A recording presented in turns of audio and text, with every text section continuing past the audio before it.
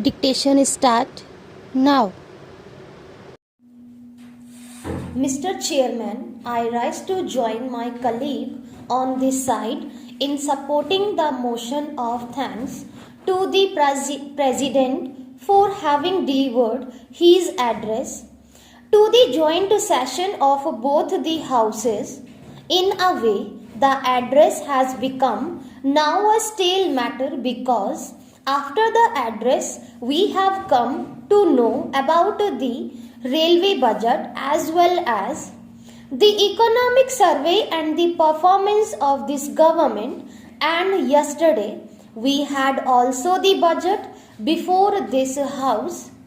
From one point of view, the address which was presented to the House was general, and in that several details have been further filled up by these documents in several fields. As far as last year was concerned, the performance of this government, their achievement and their future plans have been further highlighted before this house. Every government is tested by the way in which they deal with the challenges before this country. There were mainly 2-3 challenges during the last year according to me.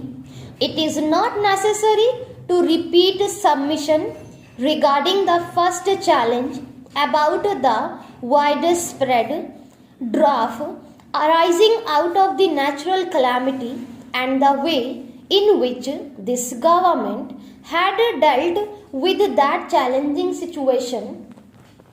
We have come to know from all the documents which are before the House and that 21 out of 35 rainfall subdivisions received deficient rainfall, and there have been floods also in the northeastern region.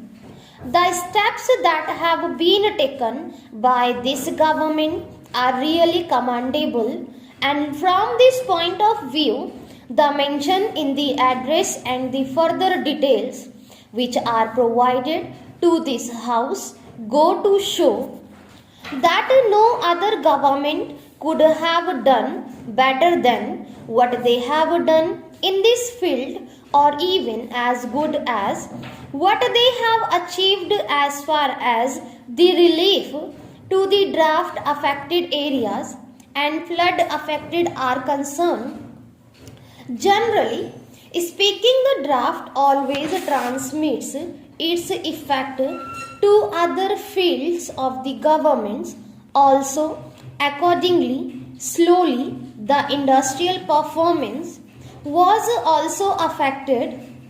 We did not reach estimated progress, but we have already achieved and showed a good performance by showing the increase of 10%.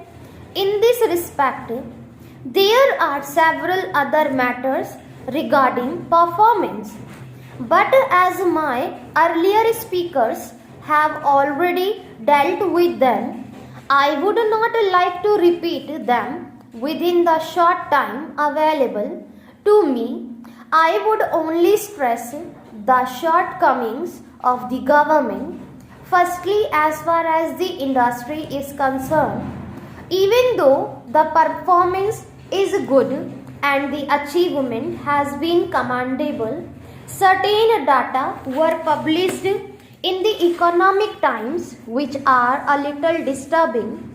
They show the very disproportionate large contribution of this industrial growth by a few industrial groups only. It has been further stated that what emerges from the detailed production data is that only 28% of industry accounted for as much as 79% of the growth rate. The bulk of the industrial sector, or as much as 60% of it, either grew by less than 5% or suffered a rapid decline. Therefore, I would request the government to look into this matter. I know that they are not complacent about the progress, but if there is imbalance in the growth of the industry and only a few industrial houses are growing and the rest of the industry are not making as much contribution as desired, then it will be a matter for concern. Many speakers have also referred to the textile policy. The earlier speaker also referred to it.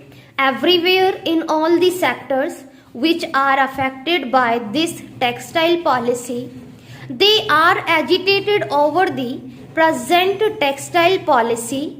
Cotton growers are agitated, handloom industry is agitated, power loom industry, and also the cotton textile mills which are in the urban cities are also complaining that because of this policy more unemployment is perhaps being experienced.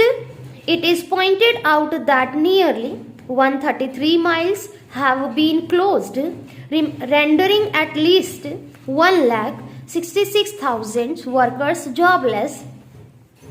That is the main point of agitation as far as the workers are concerned from the point of view of unemployment.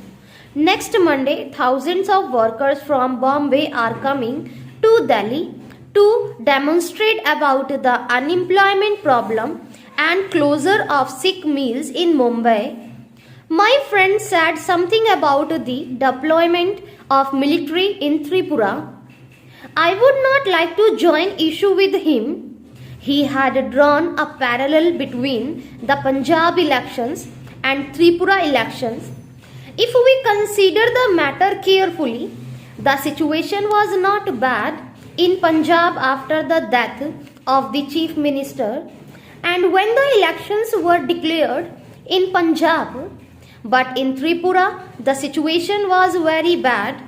TNV were butchering the people every day. It was necessary to take steps. As far as the central government was concerned, the Disturbed Areas Act was amended only recently and not at the time when Punjab elections were to be held, which came into force recently. The powers under that act enable the government to deploy military at that time.